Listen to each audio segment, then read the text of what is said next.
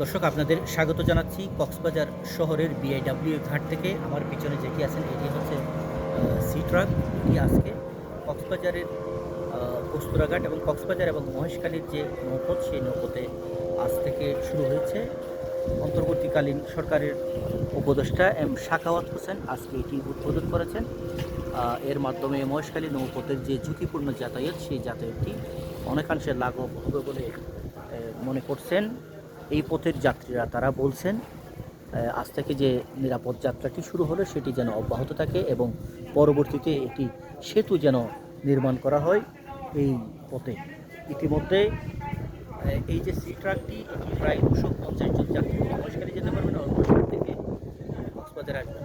নির্ধারণ করা হয়েছে কখন মহেশখালী থেকে যাবে, আবার মহেশখালী থেকে আসবে, আবার কখন কক্সবাজার ছেড়ে যাবে এবং এটির একটি ভাড়াও নির্ধারণ করা হয়েছে।